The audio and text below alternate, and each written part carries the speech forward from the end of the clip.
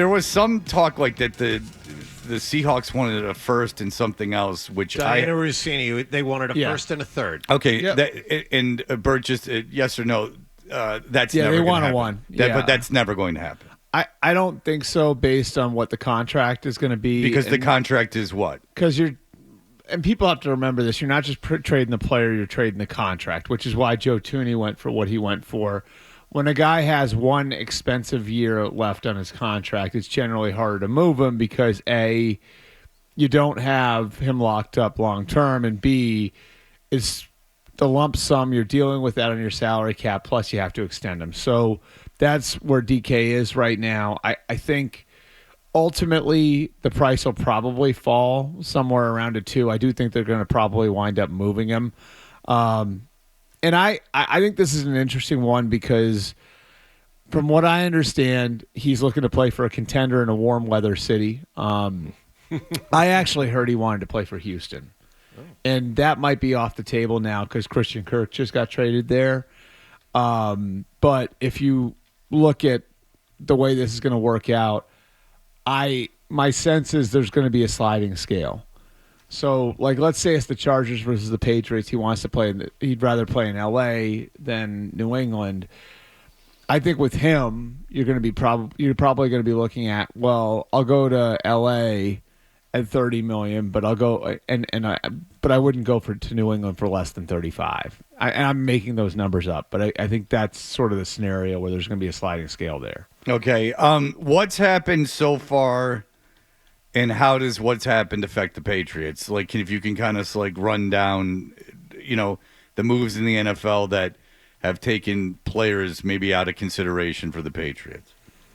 You mean like as far as guys being tagged and stuff? Yeah, tags. Yeah, I mean, I think it's like I think as guys have gotten signed, Alaric Jackson, I think would have been on the radar.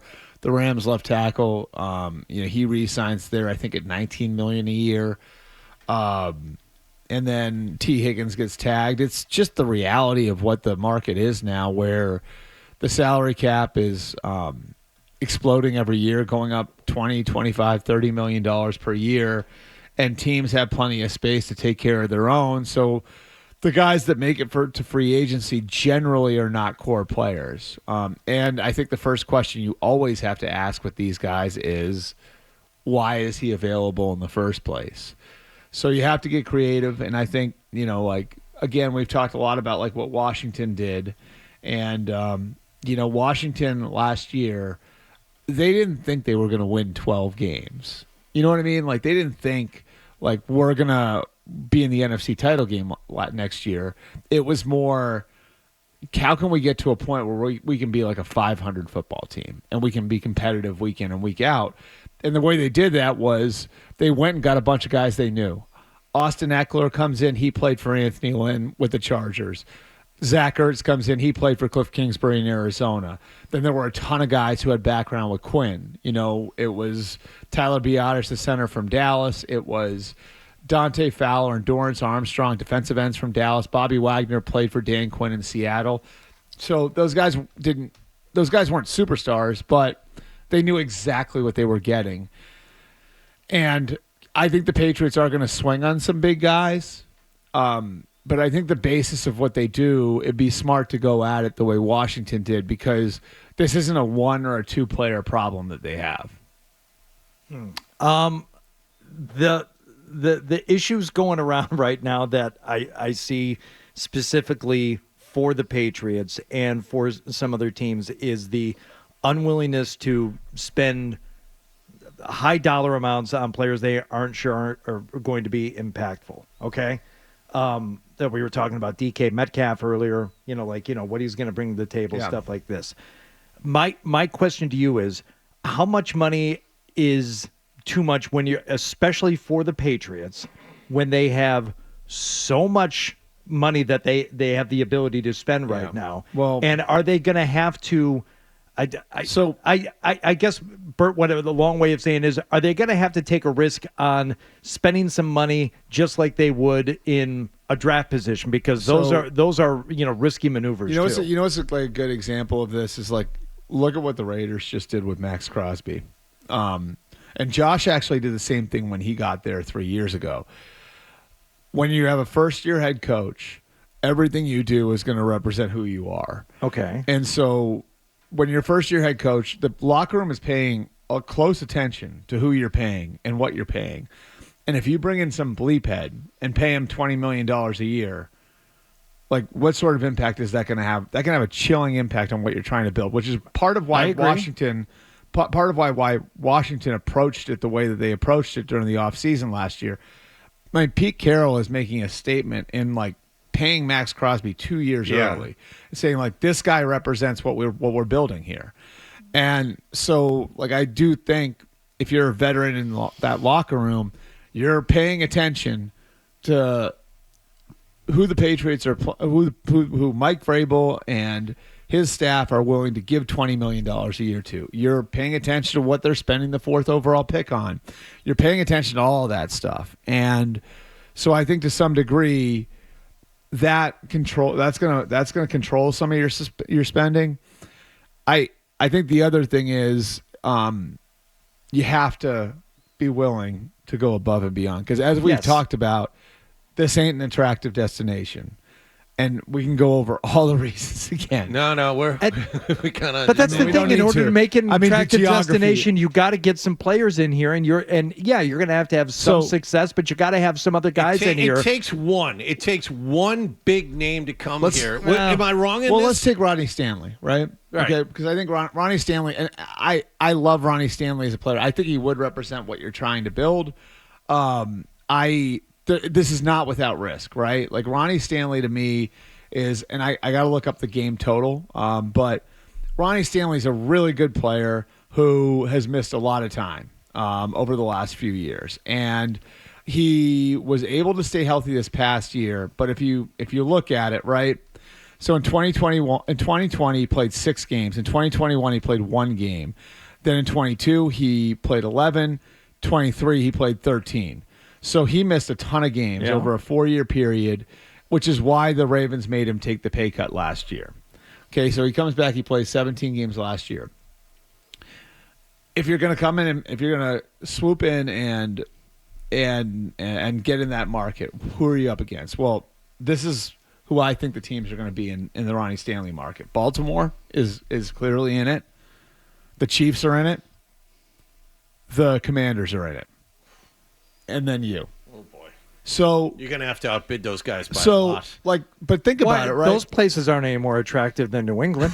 The women are. So, if you're Ronnie Stanley, you've got the Chiefs, who've been in 3 straight Super Bowls. You've got Baltimore, which is where you've been and where you're very comfortable, and where you've spent 9 years. You've got Washington, which won 12 games, has what a lot of people think is a generational young quarterback. And do you even have to move if you go play for the Commanders? No, probably not. You know what I mean? Like, so you're basically it's that Maryland, Virginia, D.C. area. It's very tight. I mean, you're basically staying home, right? Like, so, like that's what you're up against, And so, how do you convince Ronnie Stanley to come up here? You have to overpay, and so, like, I think a big part of this is like being in those sorts of situations. You're gonna have to be willing to say, okay, you may be worth 23 to the Ravens or 22 to the Ravens. You're worth 27 to us. And then it's like you have to backstop that probably with another player because he does have the injury history. And you can't be in a situation where if he gets hurt, now you're back to Vidarian Lowe. Back to last year. Left tackle. And I guess that would be the real fear, to spend all that money and then just not even have the guy available for 4 or 5 games a year. It's the Tyron Smith thing. It's like Tyron Smith, which is why the Jets also took a tackle with the 11th overall pick. Right. So the Jets actually wound up being okay. And there's a theory that they could take the right tackle in the draft this year because for Missouri, Morgan Moses. Morgan Moses right tackle, right? Morgan Moses plays right tackle for the Jets. Yeah. So re-sign Morgan Moses, who I guess they really like, but then draft the right tackle because they know Morgan Moses, even though he's tough. Yeah, but he's like the right kind of guy. But he's the right kind of guy. He's older, yeah. So they liked how much it worked out with Tyron Smith and the kid from Penn State. That the idea, he brought it up, that the idea is that did I say anything? I didn't say anything. No, I'm saying it to the audience. Okay. Not, you don't mind this, to my knowledge. But the idea is that jet stock. It's just an example of it working in the NFL. No, but it is. And like that's the thing is like, and that's what's available in the market, though. You know what I mean? Like these guys are available for a reason.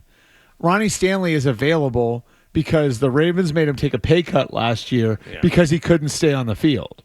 Okay, there's a lot of negativity, and rightfully so. The Patriots are not a good team. They have a first-year head coach. They're almost starting from ground zero.